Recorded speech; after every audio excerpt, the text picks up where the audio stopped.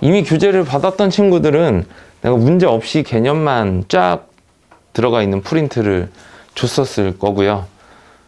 받았던 사람들이 있을 것 같은데, 지우도 받지 않았어. 나 소연이도 이거, 그죠? 거기 문제가 없었을 거예요. 여기는 이제, 여기 내용들을 사용하는 문제들을 이제 사이사이에 좀 넣어 놨습니다.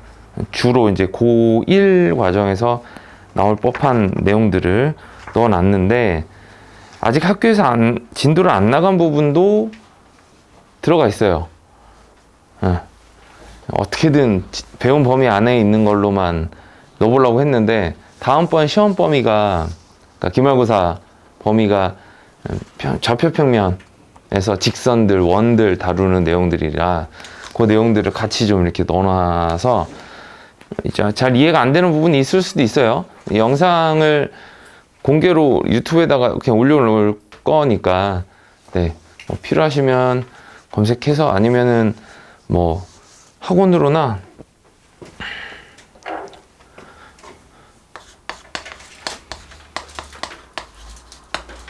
내 수업을 안 듣는 사람들도 있으니까,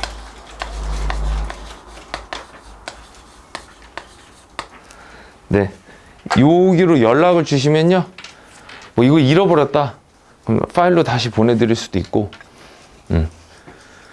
그 영상 링크가 필요하면 뭐 그냥 문자로 영상 내놔 이렇게 보내시면 제가 링크를 보내드릴게요. 검색해서 나올 수 있을 건데, 예, 그렇게 유명한 유튜버가 아니기 때문에 안 나올 수도 있으니까, 예, 그러면 저한테 말씀해 주시면 링크를 다시 보내드리도록 하겠습니다. 뭐 보면 아예 모르는 내용들은 없을 것 같아요. 보면 중학교 때 뭐 나는 수포였다 이러면 모르겠지만, 그게 아니라면 그래도 보면 기억들이 얼추 날만한 내용들인데, 이제 그 중에서 좀 자주 나오고 중요한 내용들을 문제랑 같이 설명을 하려고 이렇게 넣어 놓은 겁니다. 문제가 없는 것들은 상대적으로 중요도가 조금 떨어진다 이렇게 생각하시면 돼요. 근데 그렇다고 아예 모르는, 그러니까 아예 안 나온다까지는 아니라서, 특히 학교 시험은 선생님들이 이게 뭐 자기들이 내고 싶은 걸 내는 거기 때문에, 모의고사에서 주로 물어보는 것들하고 학교에서 물어보는 것들하고 조금 차이가 날 수는 있어요. 그래서 문제들을 뽑다가 처음에 모의고사에서 뽑다가 도저히 이거는 학교 시험에서랑은 조금 다른 느낌이 너무 많이 나서, 예, 기출문제들 다 털어서 실제로 학교 기출에 이 지역이나 아니면 조금 뭐 다른 지역에서도 도형과 관련돼 있는 문제들이 출제가 됐던 것들을 지금 같이 넣어놓은 거라고 생각하시면 됩니다. 문제가 없는 것들은 따로 공부를 할 필요는 없고요. 이 양이 생각보다 많습니다. 그래서 중학도형은 더운가요? 혹시? 에어컨을 좀 켤까요? 이른 아침부터 일어나서 졸릴 수도 있고 그러니까, 네, 너무 차지 않게. 일단 중학도형은 1.5학기 분량입니다. 여러분들한테 양이 적지 않아요. 1년치가 넘어요. 내용 다 하면 1학년 2학기, 2학년 2학기, 3학년 2학기가 다 도형이었어. 그때 이제 되게 세세한 것까지 배우는데, 우리 이제 고등학생이 됐으니까, 고등학교 과정에서는 1.5학기 분량이 다 자주 출제되는 건 아니니까, 지금 오늘 문제풀이를 같이 해줄 한 15개 정도 문제들 풀이를 해주면, 그 문제들이 딸려 있는 것들을 조금 중점적으로 봐두셨다가 시험 준비할 때 써 먹으면 될 것 같고, 만약에 문제 없이 그냥 개념만 들어가 있는 경우라면 이제 너무 중학교 과정에서만 주로 물어보던 내용들이라서 문제를 빼놓은 거고요. 근데 나올 수도 있으니까 시험 전날 프린트 다시 뒤져서 한번 쭉 훑어보기. 이렇게 해주시면 되고요. 평소에 문제를 풀다가 틀린 문제가 발견이 됐어. 이제 이번 시험 범위가 특히 도형 파트니까 뭐 앞으로도 마찬가지고요. 여러분이 고2, 고3 올라가도 마찬가지고 문제 풀다가 틀렸는데 해설을 봤더니 아니 누군가한테 물어봤더니 이거 중학교 때 배운 거잖아. 중학교 때 배웠던 이 내용을 써야 돼. 라는 게 확인이 되면 그때 사전 찾듯이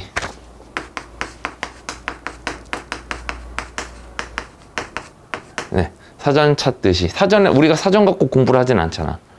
영어 공부할 때 다른 교재로 공부를 하다가 이거 뭐지 싶은 것들을 사전에서 찾잖아요. 그렇게 활용하시면 됩니다. 빠진 내용들은 없으니까.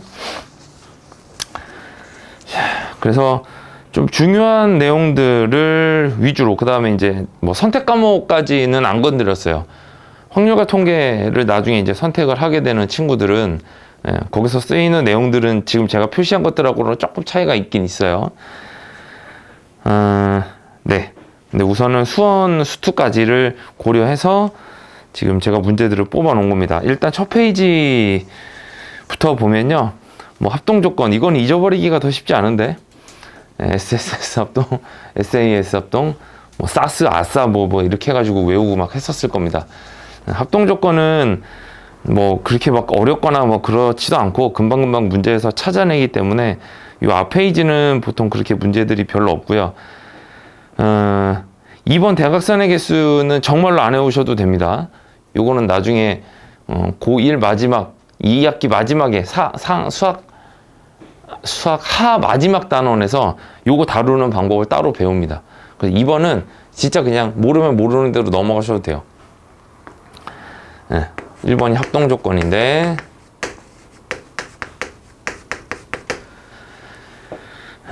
합동 조건 SSS 모든 변의 길이가 같다. 그러면 모양과 크기가 같아야 되지. SAS A가 각이고 S가 변이죠. 두 변과 끼인 각이 같다라는 조건. 그 다음에 두 각과 그 사이에 있는 변의 길이가 같다라는 조건으로 합동을 찾아줄 수 있어야 돼. 그런데 합동 조건이라고 해서 뭐 요런 말들을 외우는 게 중요한 게 아니라 어쨌든 도형에서 나오는 거잖아. 도형에서 변 또는 각에 대한 정보들을 표현을 조금 충분히 해주세요. 그래야 이런 알고 있는 내용들을 써먹을 수가 있거든. 근데 도형 문제 푸는 거 보면 문제에서 언급이 돼 있다고 도형에다가 표시 안 하고 이거는 직각이네 라는 걸 알았는데 직각이라는 표시를 안 하고 이러니까 아는 거랑 눈앞에 표시된 거랑 다르거든, 문제 풀 때 실전에서. 그래서 도형에서 길이가 같다라는 것들을 보이면 길이가 같으면 같다라고 표시를 좀 이렇게 해주시고, 길이가 주어져 있으면 명확하게 4다, 여기도 4다, 이런 표현들을 조금 해주세요. 수직이다 그러면 수직이라는 조건도 표시를 좀 이렇게 해주면 좋을 것 같은데 정말 더럽게 안 해. 왜 이렇게 안 하는지. 눈앞에 있는 거랑 아예 없는데 알고 있는 거랑은 차원이 다릅니다, 문제 풀 때. 이런 것들만 해주면 합동 조건은 금방 찾을 수 있을 것 같고요. 넘어갑니다. 2번 같은 경우는 거기다 넣어놓긴 했는데 모르셔도 돼요. 이거는 나중에 순열 조합이라는 수학 하의 마지막 단원에서 이걸 몰라도 찾을 수 있는 방법들을 배울 겁니다. 넘어가셔도 되고요. 원은 자세한 거는 이번 시험 범위 파트에서 원의 방정식을 배우니까 거기 들어가서 조금 더 자세하게 보면 될 것 같고요. 이따가 원에서 주로 나오는 문제들을 위해서 얘기를 할 겁니다. 4번이 조금 중요한데 4번이 좀 중요합니다. 4번은 별표를 좀 쳐둘래요? 그런데 그거 관련된 문제는 뒤쪽에서 얘기를 할 겁니다. 원과 직선의 위치 관계는 원의 방정식에서 대놓고 나오는 개념이에요. 원이 직선과 위치 관계가 있으니까 두 개, 얘도 각각을 이런 것만 도형이라고 하지 않고 직선도 좌표 평면에서는 도형이라고 할 건데 위치 관계가 세 가지가 가능합니다. 요렇게. 이때 얘를 접선이라고 하고요. 이때 요 원과 직선이 두 점에서 만났을 때 요 선을 현이라고 합니다. 그리고 이 부분을 활골이라고 하죠. 활처럼 생겼다 그래서. 그리고 이 부분을 호라고 하죠. 호. 이때 이 위치 관계를 어떻게 확인할 거냐는 중심과 반지름으로 체크를 합니다. 반지름은 이만큼이 반지름이 되겠죠. 그래서 세 가지 상황이 중심에서 직선까지 거리, 중심에서 직선까지 거리, 중심에서 직선까지 거리가 지금 다 차이가 나거든. 누구랑 비교했을 때? 반지름과 비교했을 때. 이 경우 첫 번째 경우는 직선이 원을 뚫고 두 점에서 만나면서 뚫고 들어가면 중심에서 직선까지 거리가 반지름보다 짧습니다. 당연하죠. 그냥 눈에 보이는 걸로 이해하면 되니까 뭐 따로 외울 것도 아닙니다. 그리기만 해도 돼요. 그 다음에 접하는 상황, 교점이 하나밖에 없는 이런 상황을 접한다 그래서 접선이라고 하고, 이때는 중심과 그 접점까지의 거리가 반지름과 같아지면서 여기가 수직이 된다라는 성질들이 쓰이지. 그래서 접선 관련된 문제가 제일 많이 나옵니다. 이따가 그거 관련해서 문제를 풀어볼 거고요.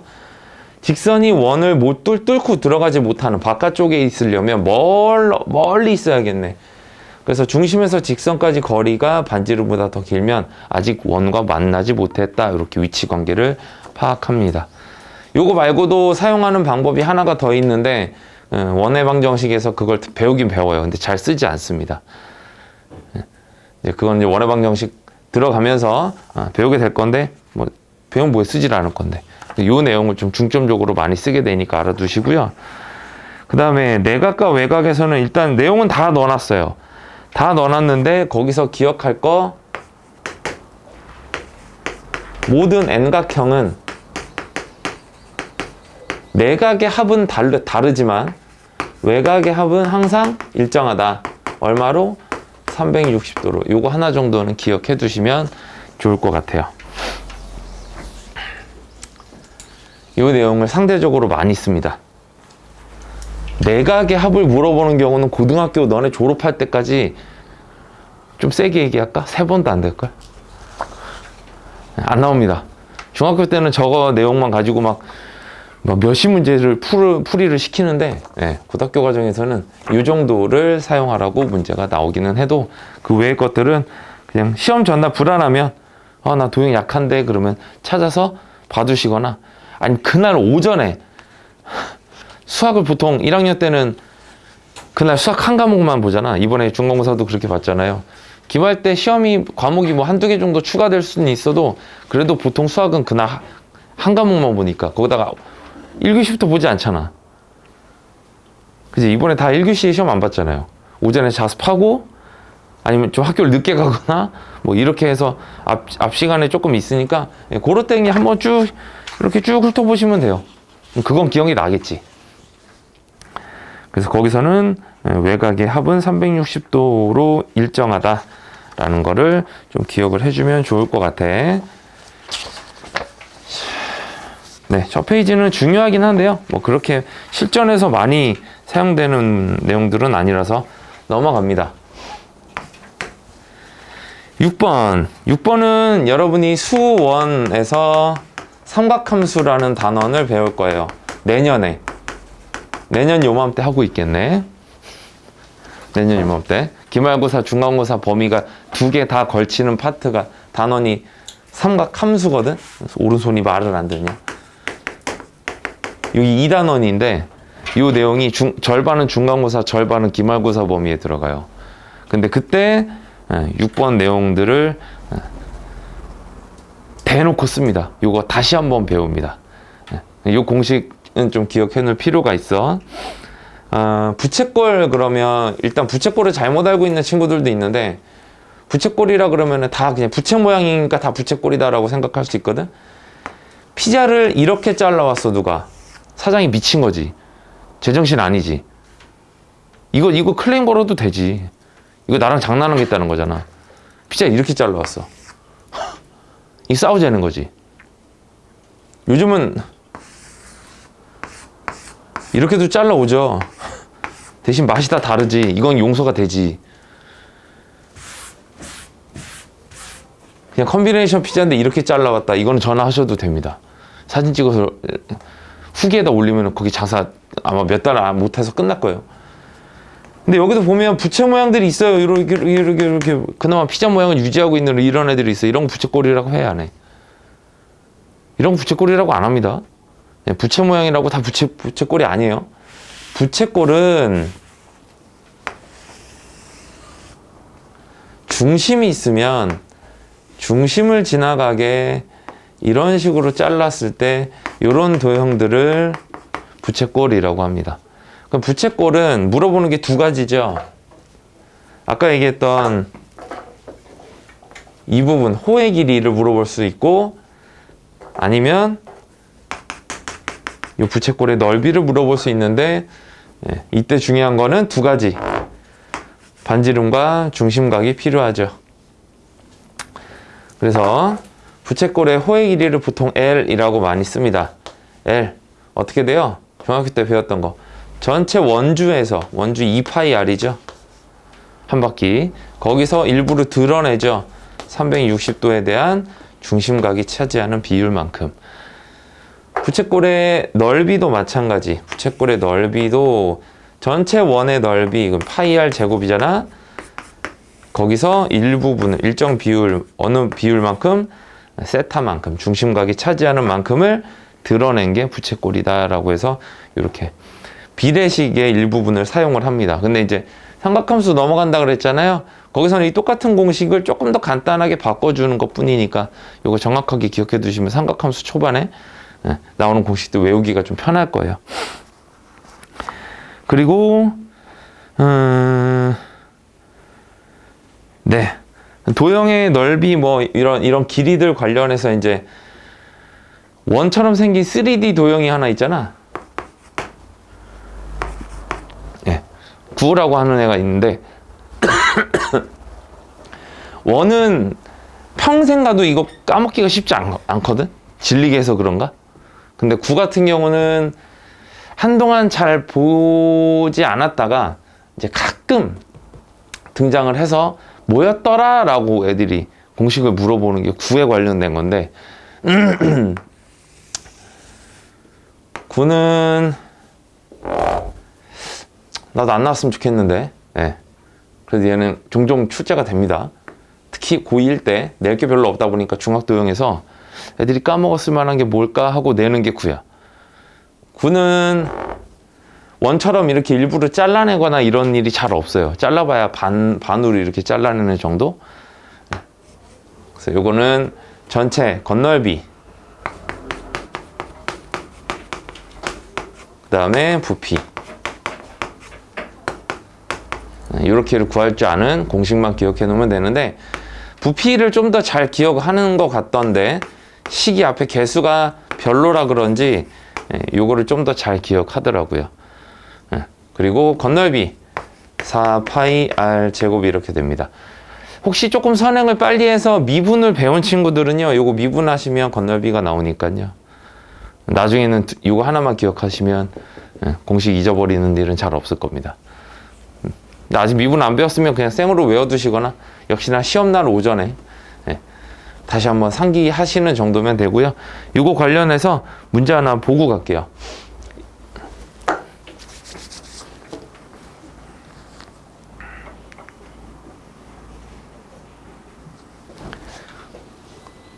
필요하신 분들은 제가 이거를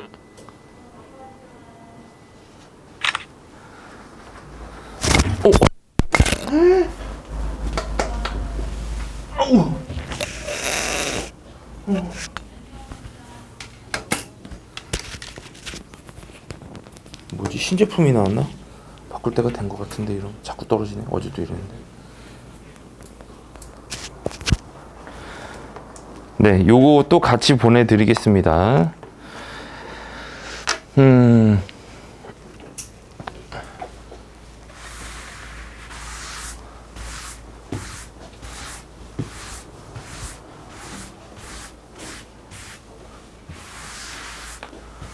자, 1번 문제. 요거는 중요해서 풀어본다기보다는 이렇게 하고 넘어가면 구에서 나오는 공식들은 잘 까먹는 편이라, 그래서 보고 가려고 넣어놓은 겁니다. 지금 보면 어느 제약회사에서 원통형 모양의 캡슐을 만든다 그랬어.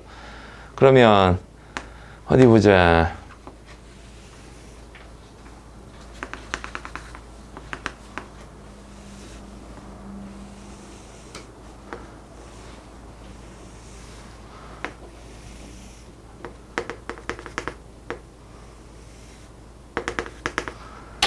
이런 모양의 알약을 만들겠다는 거죠. 어째 양쪽이 모양이 다르다?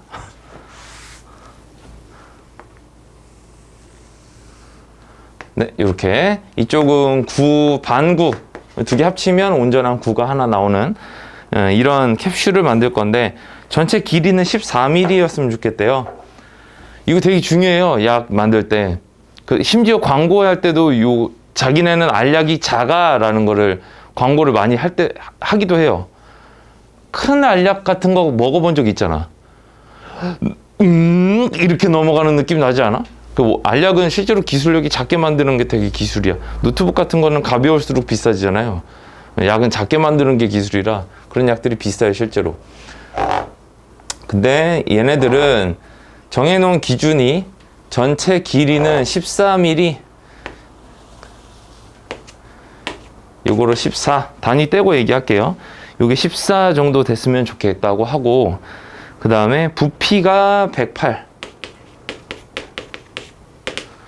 108이 나왔으면 좋겠다라고 하네. 그러면 도대체 이놈의 반지름은 어떻게 만들어야 되냐? 이걸 넘어가면 목넘김이 안 좋은가 봐요. 목넘김이라 그러니까 조금 다른 것 같아. 다른 느낌인데. 자, 구도 그렇고 원도 그렇고 아무튼 이렇게 둥글둥글한 애들은 뭐가 제일 중요하냐면 반지름이 제일 중요합니다. 반지름을 모르잖아요. 반지름을 설정을 할게요.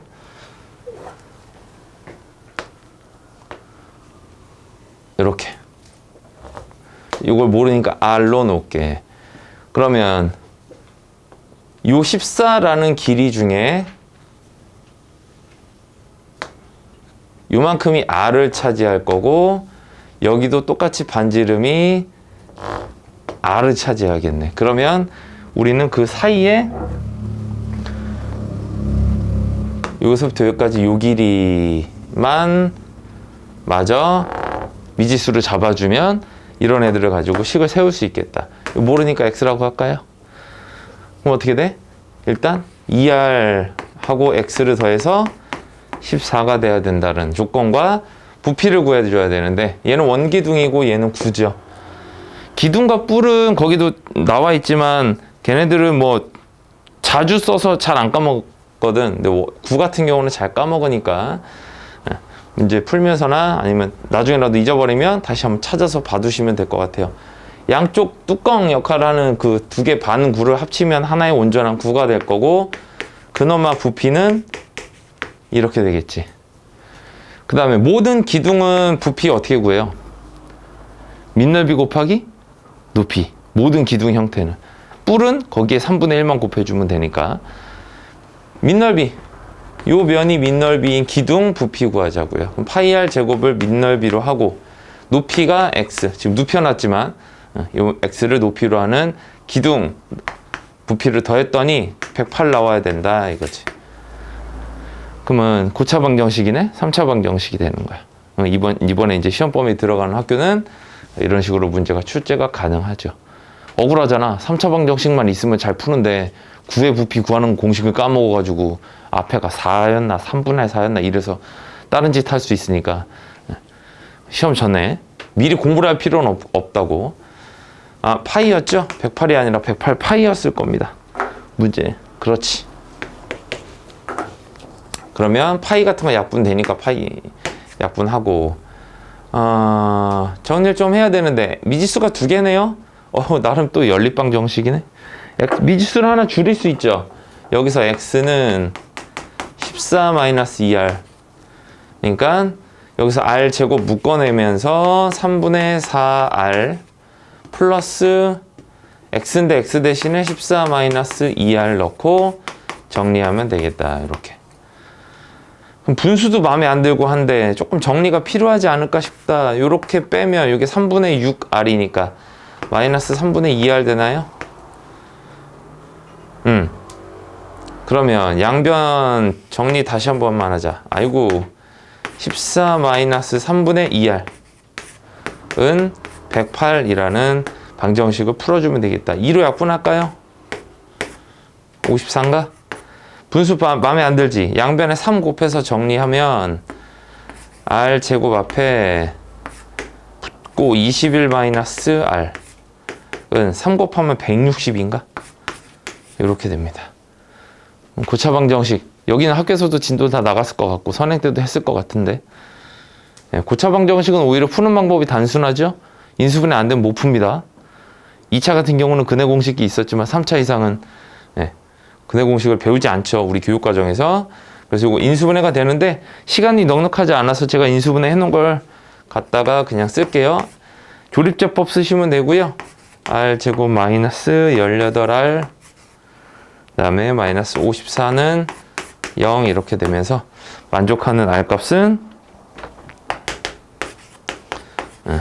3 이렇게 돼야 된다 라는 거. 나중에 혹시 모르지, 너네가 제약해서 들어가서 r의 사이즈를 정해야 되는 상황이 생길지.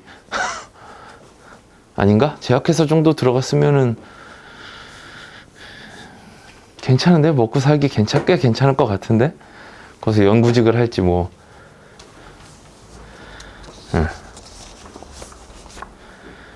네, 그때 부장님이 이런 거 구하라고 시킬지도 몰라. 아닌가? 네, 그래서 9의 부피, 그 다음에 9의 건널비 공식 겸사겸사 한번 외워두시고요. 8번으로 넘어갑니다. 8번 개념. 이등변 삼각형의 성질인데 이거는 지긋지긋하게 들어서 어려워하는 부분은 아니야. 근데 여기서는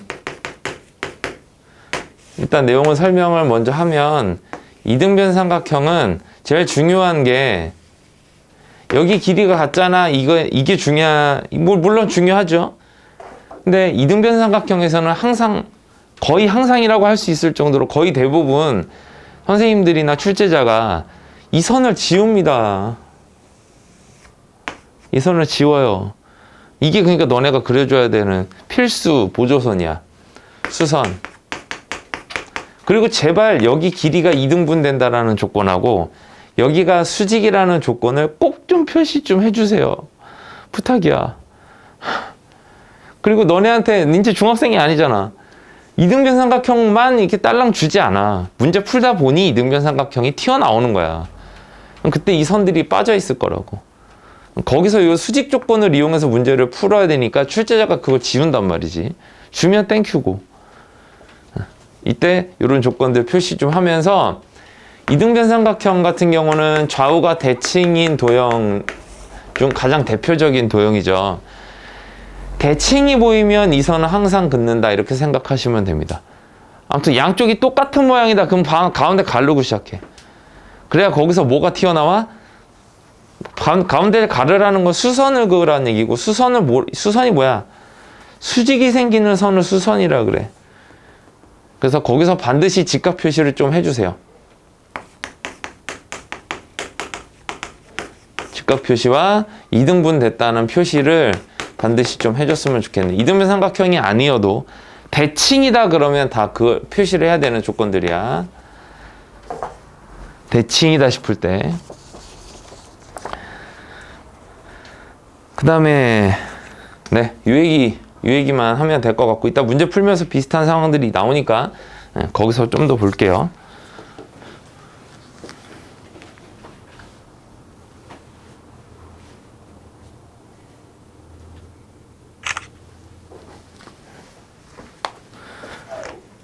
아침에 원래 이 시간에 수업이 없는데 일찍 일어난 사람들이 좀 있는 것 같은 느낌인데, 그지? 소연이도 조금 피곤해 보이는 것 같고. 오전에 수업이 없으면 원래 일요일은 오전 정도는 제껴야 되는데, 그지? 침대에서. 여기서 나랑 이러고 있는 게, 예.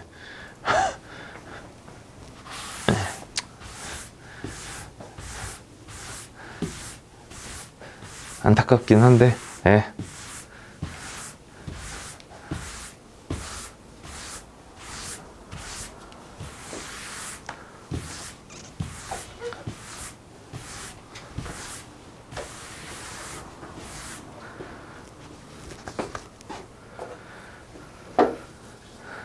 나중에 제약해서 들어가서 일을 즐기세요. 가까운 데도 있잖아. 이게 어디야? 여기 연구단지들 쫙 있는데 어디지? 마곡인가? 그죠? 거기 보니까 전에 TV에도 친구놈이 거기 TV 출연한다 그래서 봤더니 거기 연구단지에 있는 연구원 일하는 걸 이렇게 보여주는 프로그램이 있어서 봤는데 좋던데. 그런데 들어가서 아까 같은 거 계산하고 있으면 월급 줘요. 헛소리 그만하고. 직각삼각형에서 합동 조건. 이름이 좀 다르죠? RHA, 그 다음에 RHS. 뭐 이렇게 되는데, R은 직각을 의미하고, A가 각, H가 다른 한 변, 이렇게 되는 거지. 그래서, 뭐 직각삼각형 같은 경우는 근데 요 조건을 막 적극적으로 쓴다기보다는 직각 외에 한 각이 더 주어질 거냐, 아니면 그러니까 요 변의 길이와 요 각 세타가 직각삼각형에서는 제일 중요합니다. 요 변의 길이와 다른 한 변이 주어지냐, 요거야. 그럼 피타고라스 정리를 이용할 수 있으니까 다른 한 변도 마저 확인이 될 거고, 이제 넘어가서 나중에 너네가 내년에 삼각함수라는 걸 배울 때 좀 더 많이 쓰긴 할 건데, 중학교 때도 직각삼각형에서 삼각 B 정도는 다루잖아요. 그때 요 빗변과 요 각을 다루는 게 되게 중요하다. 네, 삼각 B는 뒤쪽에 나오니까 거기서 얘기를 더 해볼게요. 조건들을 표시만 해주면 합동인 게 오히려 일반 삼각형보다는 더 잘 보입니다. 직각삼각형이. 이런 조건들만 좀 표시해주면 되고요. 9번부터가 오늘 할 얘기가 좀 있습니다. 거기 보면 외심, 내심, 그 다음에 뒤쪽에 이제 무게중심, 이런 내용들이 나오는데, 그거 얘기를 좀 하고 갈게요.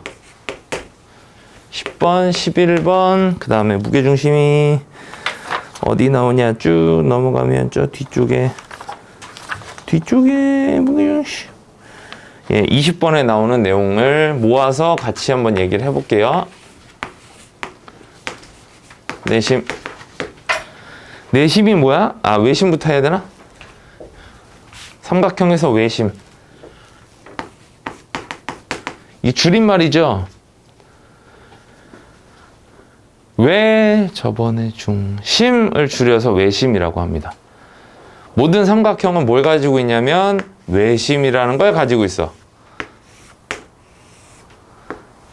바깥쪽에, 삼각형의 바깥쪽에 둘러싸고 있는 원.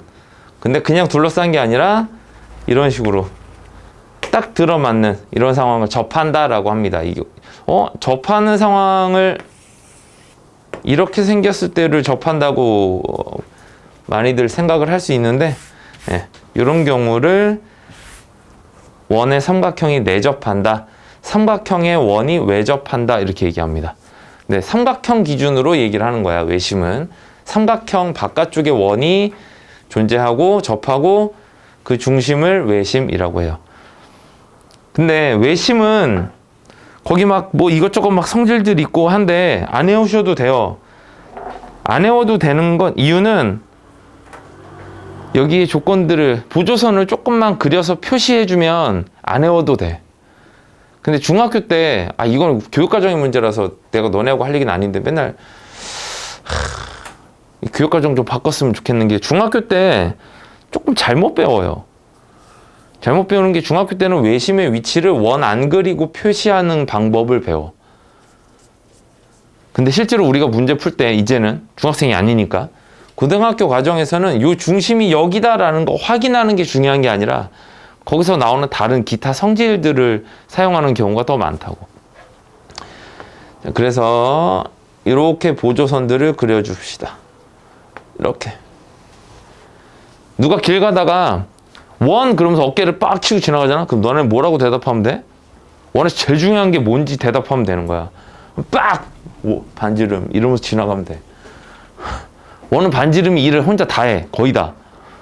반지름을 표시해야 되니까 중심도 덩달아서 중요할 수밖에 없는 거고. 그러면 요 보조선이 문제에서 주어지면 다행이고 없으면 핑크색 선들을 여러분이 표시를 해 주셔야 됩니다. 자, 그러면 여기서 당연히 나올 수밖에 없는 또 다른 보조선이 있어. 아까 좀 전에 얘기했어. 이등변 삼각형 보이면 내가 어떻게 하라 그랬더라?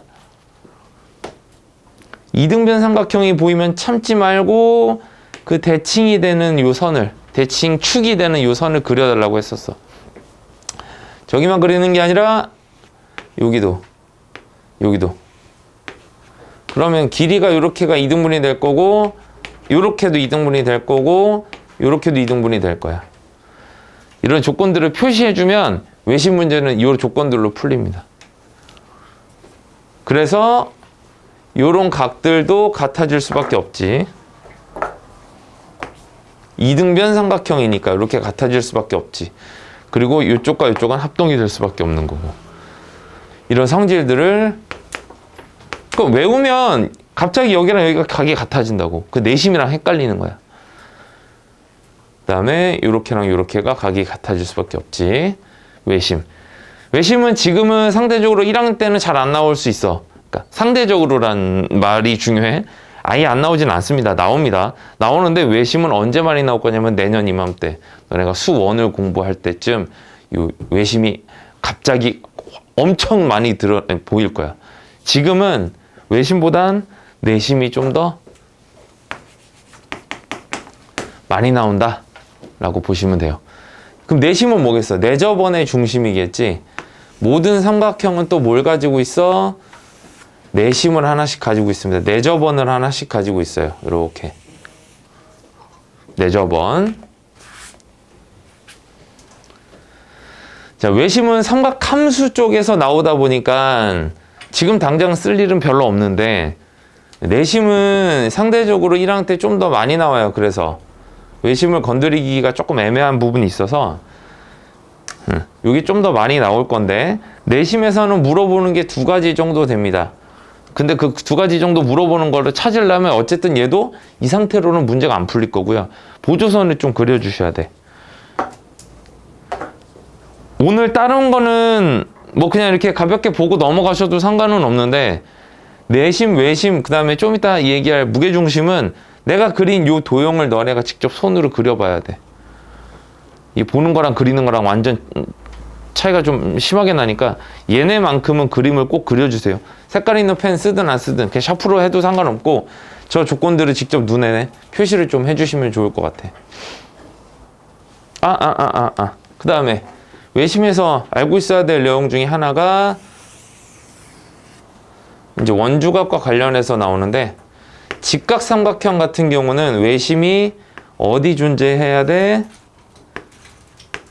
이렇게 되기 때문에 빗변의 중심에 외심이 존재한다 정도는 기억해 놓으면 좋겠다. 그렇게 배우지 않았어요? 직각삼각형의 외심은 빗변의 중점이다. 중심 이렇게 빗변의 한가운데 있다 정도는 기억해 두자. 그 다음에 이제 내심으로 넘어가면 내심은 이 상황에서 원이 없으면 원을 그려주셔야 되고요.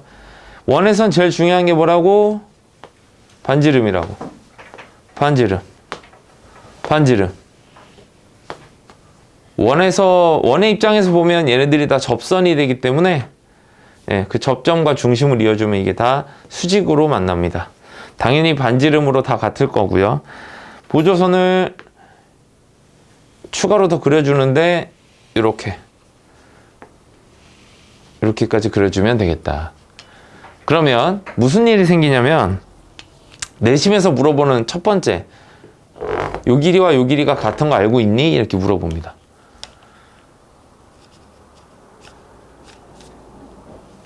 이 길이와 이 길이가 같기 때문에 RHS 합동이 돼요. 이 삼각형과 이쪽 삼각형이. 그래서 각이 어떻게 같아지냐면 여기랑 여기 각이 같아지는 거야. 그러니까 헷갈리는 거야. 어설프게 외우면. 여기서도 각이 같은 게 있었거든. 여기서도 이렇게 각이 같았거든. 근데 여기서는 각이 같은 모양이 좀 달라. 근데 왜 갑자기 얘가 여기랑 같아지냐고. 외워서 그래. 그래서 그리라는 거야. 그래서 손에 조금만 익으면 보조선 조금만 익히면 안 외워도 돼. 내심, 외심, 성질. 그러면 어디도 같겠어? 이 둘이 같았던 것처럼 요 둘도 같아지지. 이거 왜 같아질까? 원 외부에서 원에 그은 접선까지 거리는 같죠. 여기랑 여기도 마찬가지. 요 길이와 요 길이도 같아집니다.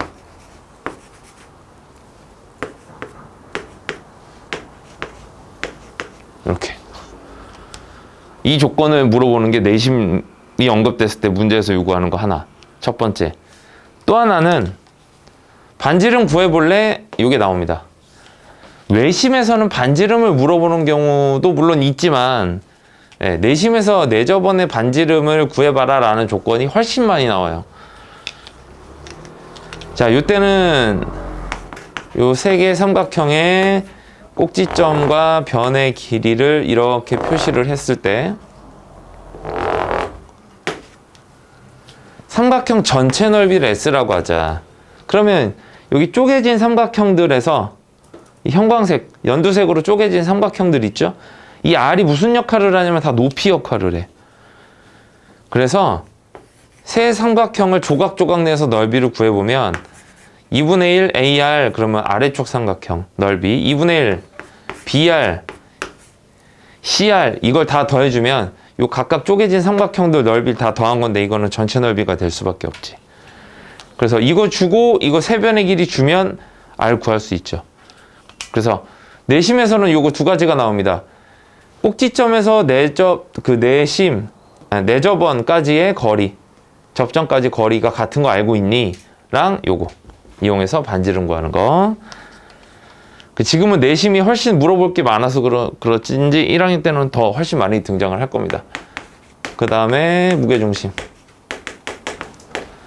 무게중심은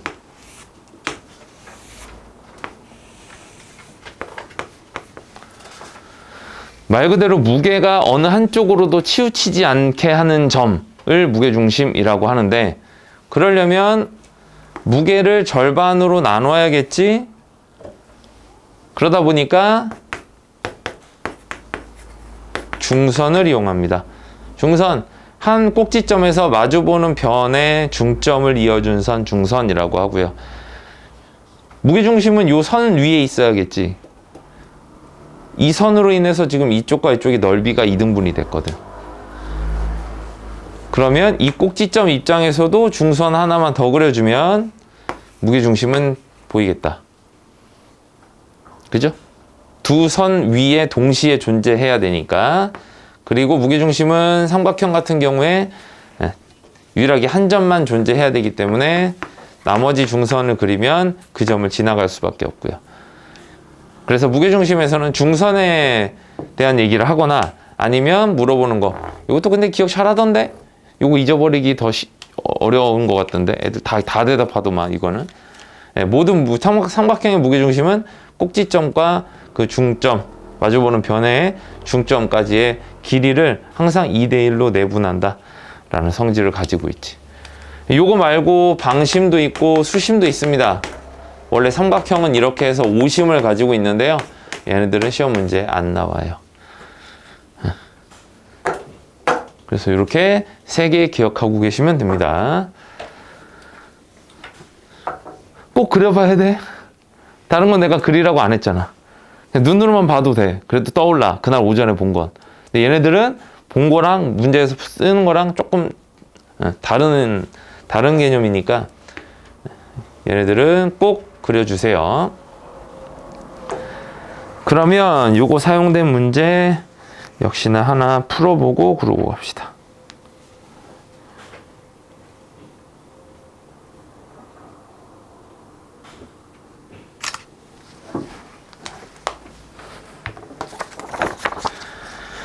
어디 보자. 거기 보면 2번 문제가 있는데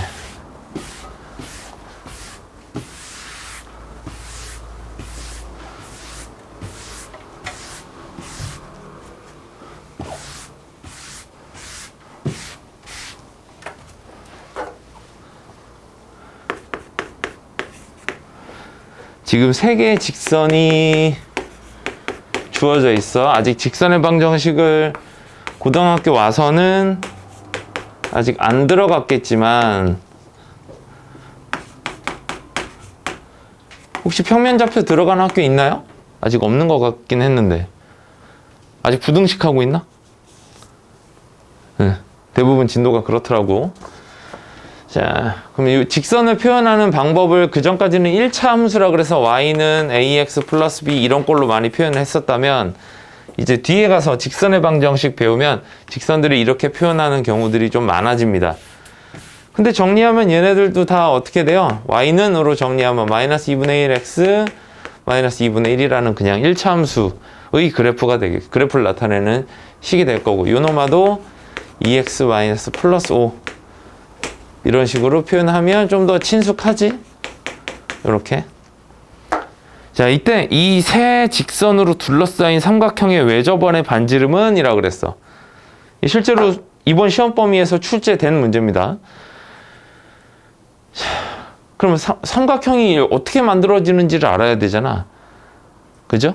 근데 아까 외접원의 반지름 같은 경우에 조금 특이한 상황이 하나 있었어.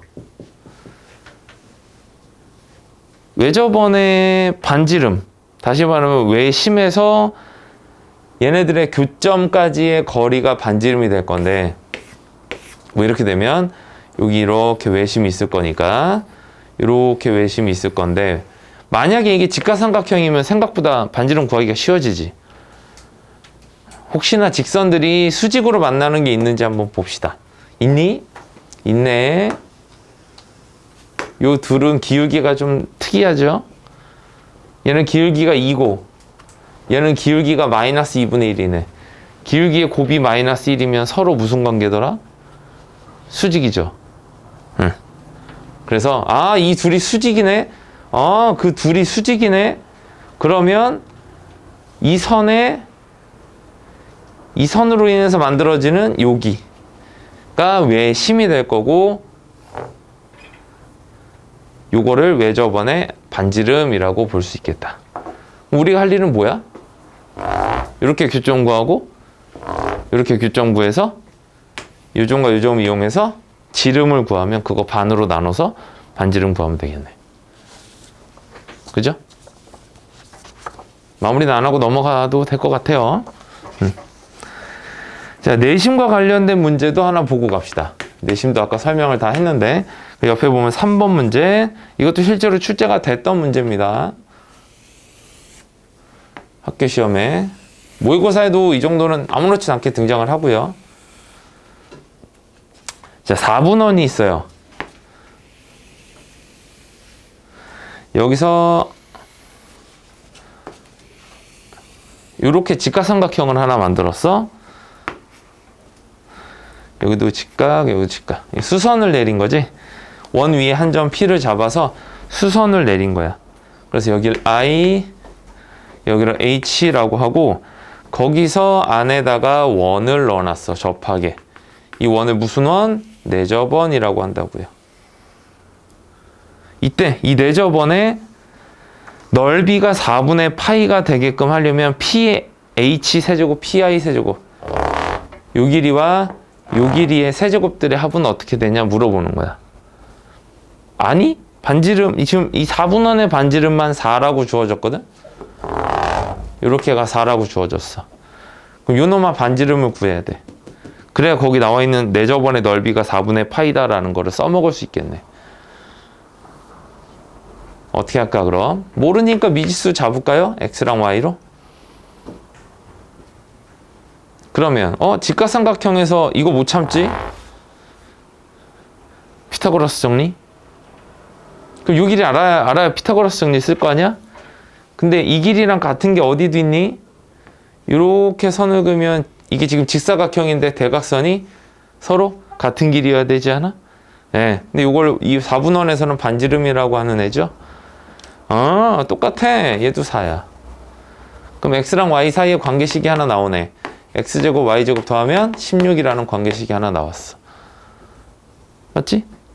그 다음에 내접원의 반지름 준 거 아니에요? 내접원의 넓이가 4분의 파이려면 파이 r 제곱을 해서 4분의 파이가 나왔어야 되니까 r은 2분의 1이었겠지.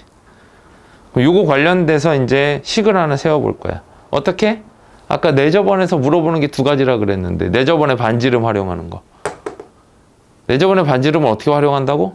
이걸 쪼갠다 그랬죠. 중심에서 이렇게 쪼개진 요 삼각형, 세 개의 삼각형에서 요 놈아들이 다 지금 2분의 1, 2분의 1을 길이로 준 거란 말이야. 그럼 걔네들이 이 쪼개진 삼각형에서 높이 역할을 해요. 얘네들이 밑변일 때.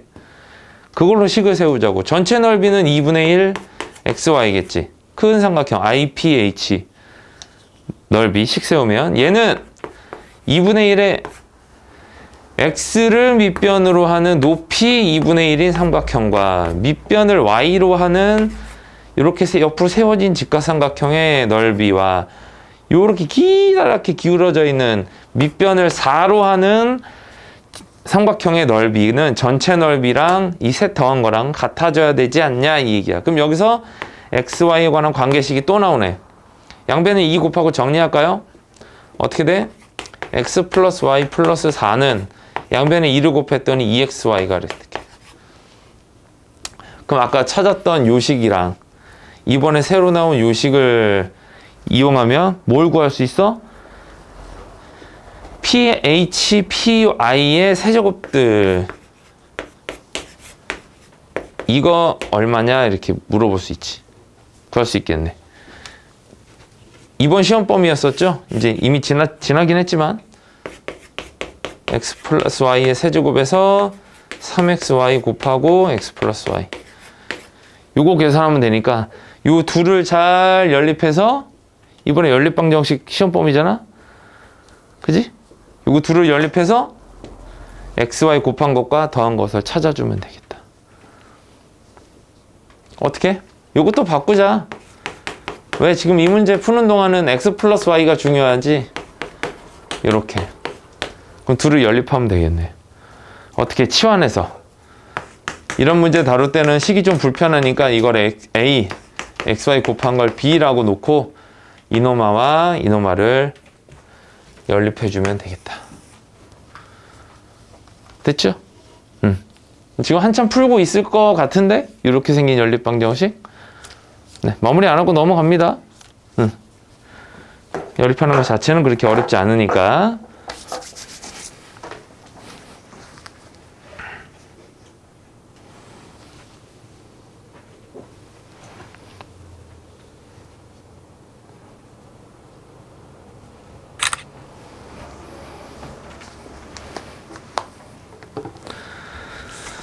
자, 그러면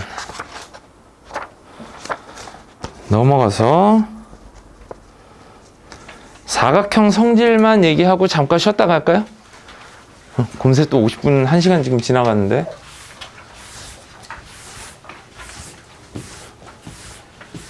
근데 엄청 줄 줄 알았는데 아침 요 이른 시간에 잘 안 준다. 좋긴 한데 수업 듣는 학생들이 안 좋으니까 좋긴 한데 피곤할 것 같은데 일찍부터.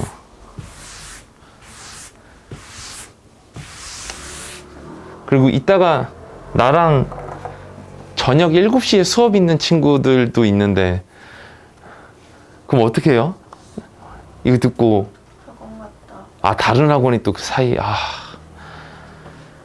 그럼 일요일이 일주일 중에 제일 바쁜 거 아니야? 제일 빡센 거 같은데? 태희도 저녁 쏘기 애들이랑. 그럼 놀다가 그러니까 수업 듣고 놀다가 다시 와서 바빠. 그래 중간중간 놀아도 줘야지. 나도 지금 보고 싶은 영화가 지금 막 쏟아지는데 이거 볼 시간이 없어서. 스트레인지 아저씨도 봐야 되고 마동석 아저씨도 봐야 되는데. 범죄도시 못 보나 너네? 볼 수 있어요?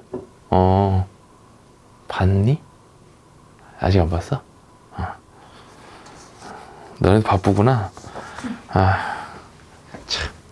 자, 요거까지 하고 잠깐 쉴게요. 우리가 다루는, 수학에서 다루는 대부분의 도형은 원과 삼각형이 다예요. 내가 어디 가서 수학 선생이라고 티를 이렇게 내거든. 원과 삼각형. 피어싱 보자마자 미쳐가지고, 오, 이거지? 그러고 바로 샀는데, 이거만한 다른 피어싱을 본 적이 없어서 지금 못 바꾸고 있거든. 혹시 어디 돌아다니다가, 원과 삼각형을 대체할 수 있을 정도로 하려면, 직육면체랑 구, 이런 거 정도 피어싱 혹시 만들어서 파는 데 있으면 얘기 좀 해줘요. 제보 좀 해주세요. 아, 사고 싶은데 마음에 드는 게 없어. 이것저것 다 껴봤는데, 수학 선생이면 몸에 이런 거 2개 정도는 달고 다녀야 어디 가서 수학 선생이라고 얘기를 좀 하지. 삼각형하고 원이 제일 중요한 도형인 건 맞아. 근데 삼각형 2개 붙이면 사각형이 되지. 그 사각형 중에 이름 있는 몇 개는 성질들이 좀 있어요. 근데 삼각형처럼 그렇게 많지는 않아서, 평행사변형, 직사각형, 마름모, 정사각형, 이런 애들 성질을 쭉 거기 써놨는데, 사각형은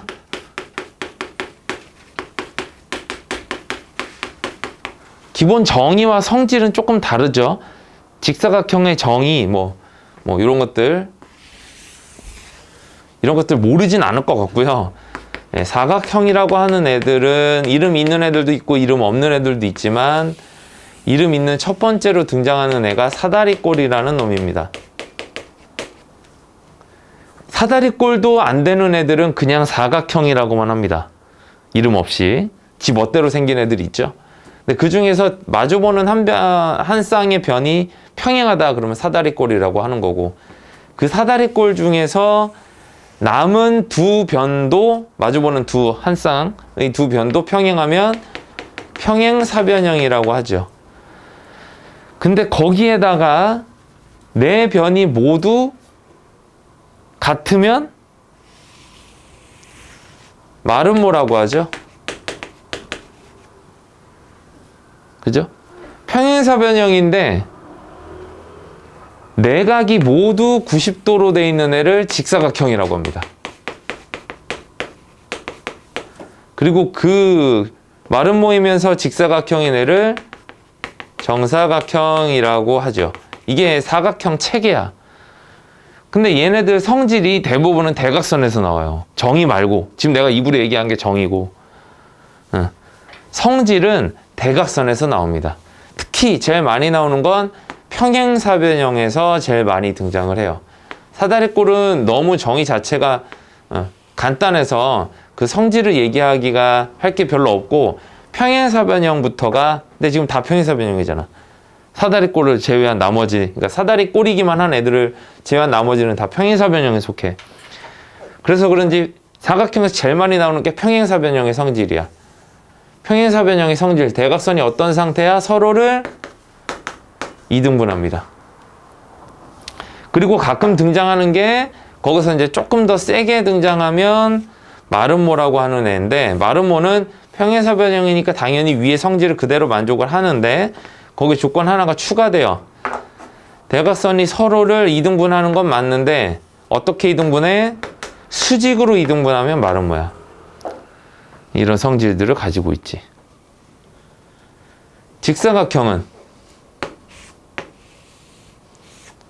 직사각형도 대각선이 서로를 2등분하는데 다 똑같아. 그럼 직사각형이야. 그럼 다 똑같은 대각선이 2등분이 되는데 수직이기까지 하면 이제 그게 정사각형이야.